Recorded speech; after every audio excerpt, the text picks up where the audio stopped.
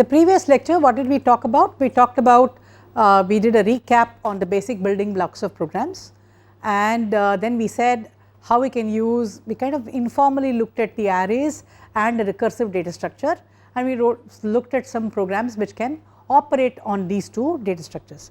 And we also looked at another example of prime classification, and we said how do we know how efficient the programs that we write are, okay.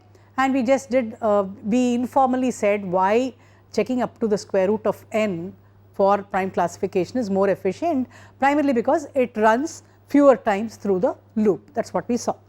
Now what we will do is, in this class we will look at measuring the running time of a program, and when we measure the running time of a program, we will see how we can formally define the running time of a program in a sort of a machine independent way. What do you think that governs the running time of a program? Surely the input to the program matters. For example, if I am doing prime classification again, if I am giving a very large number, then it is going to take a longer time, whereas if I am testing for the number 2 or 3, it is going to be very fast. Another issue could be that it could also be the compiler. If I have a very bad compiler which does not generate code which is very efficient, then it is possible that there can be difference in the running time of the program. And of course, finally, how good am I using an i7 or am I using a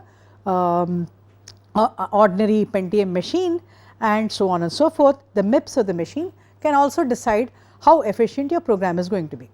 Now what we would like to do is, clearly when I write an efficient algorithm, we should, today you have then you have i5, you have i6 and i7 and so on, i7 and so on and so forth. So can we do in a kind of a machine independent way is the question. How can you perform complexity analysis or analyze the running time of a program in a machine independent way?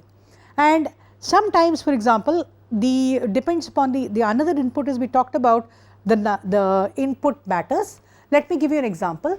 If I am looking at the prime classification problem, clearly to determine whether a number like 1, 3, 4, 5, 7 is prime or not is going to take much longer than determining whether a number like this is prime or not. So size matters, size of the input, okay. Another situation could be, for example, if I am looking at putting sorting n numbers, okay. You already done some basic sorting algorithm in the programming course. So you know that if n is equal to 100, then the number of computations required is going to be smaller than n equal to, let us say, 10,000 for that matter, okay. So what is interesting is, if I take these sorting of n numbers, let us say I am looking at sorting of 10 numbers only, and let us say these 10 numbers are 15,000 00 60 and let us say something like this, even if the size of the number is large.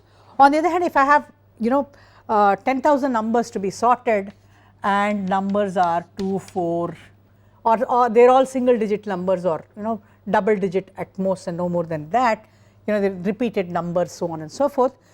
Clearly, even if the contents, the numbers are large, and in the other case the numbers are small, clearly when you look at a sorting program, it simply does not matter what the value of the number is, but what simply matters is the number of elements that you have to sort.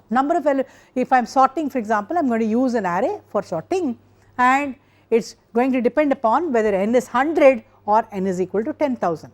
So clearly, what is the fundamental difference here? The size of the input rather than the input itself matters in the sorting program. So this is essentially what we are going to look at, and how do we define running time. So when you define running time of an algorithm is defined in terms of n, where n is either the input number or the number of elements in your input, like the sorting program, and this is written as c into n squared. What is c now? For example, what is it telling me? C is a constant over here, and generally what we do is we leave the units of T of n unspecified. And why do we do this? The primary reason we do this is the following. So, what we do is the units of T of n are kind of kept unspecified, and why do we keep the units of T of n unspecified? Because we do not want to say, we do not want it to be defined in terms of the MIPS of the number, that is how many million instructions can it perform, but what we do is we generally refer to these units as operations that can be performed on an ideal computer. We will talk about what we mean by this in a little while. Okay. T of n generally refers to what is called the worst case time complexity. That means, what do we mean by worst case running time? We are saying maximum over all possible inputs. Okay. That is generally the meaning of T of n, and T average of n is you are looking at the average over all inputs of size n, and what it means is that generally T of n is little bit difficult to compute. This will be done in your algorithms course.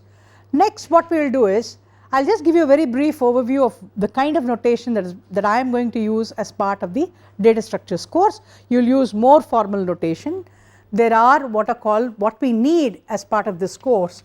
There is something called a big O notation, a big omega notation, and there is a small o notation, and then there is a small omega notation, and there is also a big theta notation.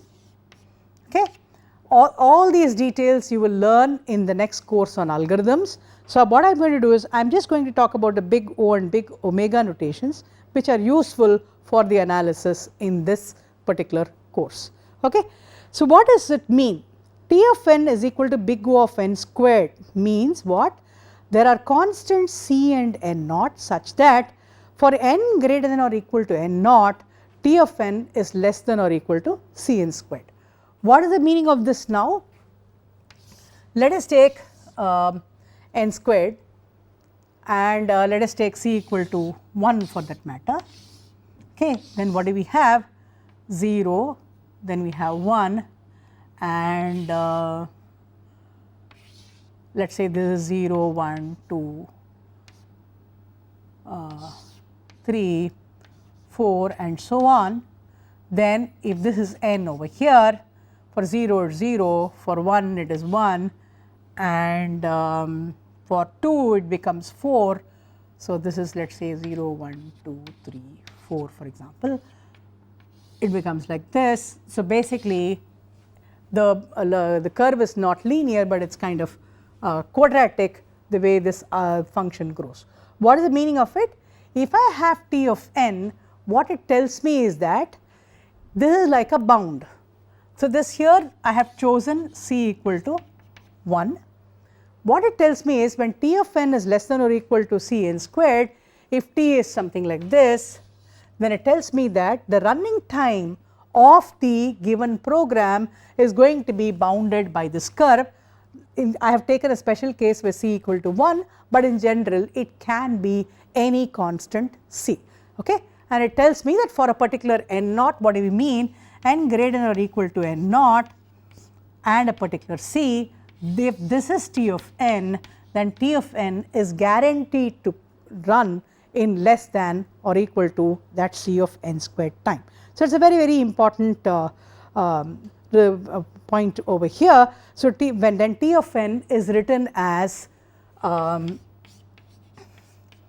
basically O of f of n. Let me give you a few examples. If I have T of n is equal to n squared minus 2n plus 1, then we would write T of n equal to big O of n squared, because it is possible to find a C and an n naught such that T of n is always less than or equal to C and n naught. Okay. All right. So, this is the fundamental point of view. In this particular case, for example, if I take C equal to 2 itself, this gets satisfied. All right. So, this is the important point about time complexity analysis. There is another notation called the omega notation, and it is just the other way around. So, what it tells me is the T of n here is less than or equal to C n naught over n squared over here, and we have another one which says T of n is greater than or equal to C n squared over here. Again, you can find a C n n naught. So, what we say is that when I am looking at T of n is equal to some omega of n squared, then what we are saying is it will always be above this curve and not below that curve. Okay? So, that is the meaning of complexity analysis over here. There are two bounds. This is like the upper bound on the growth rate of the algorithm as n increases, and this is the lower bound. Okay. All right.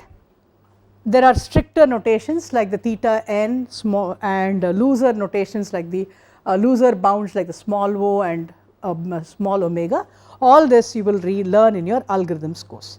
Now, the question is, how do we compute the running time of a program? I am going to take very simple ways of doing it. There are two primary rules called the sum rule and the product rule. Let us see what these two rules are and how do you compute them given a particular program. What a sum rule states is, if I have a program like this, let me call this the program P, and this program P is made up of two segments, P1 and P2. Then the sum rule states that the computation of the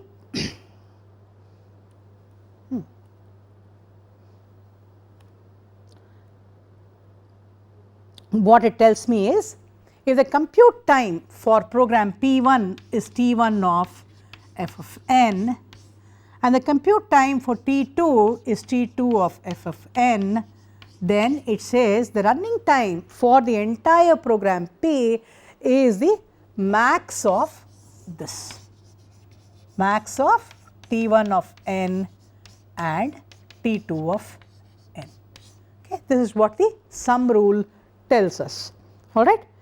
Now, there is another rule which is called the product rule, and what this product rule tells us is that if I have a program, what do we mean by, it says there in the product rule, if P is made up of P1 into P2, what do we mean by this? That is, a program, for example, if I have for I equal to 0, I less than n, I plus plus, and I have a program segment here. This is P2 and for, and this is P1. It tells me that P2 is executed P1 times, then the time complexity for this is given by, if T1 is equal to order of f1 of n,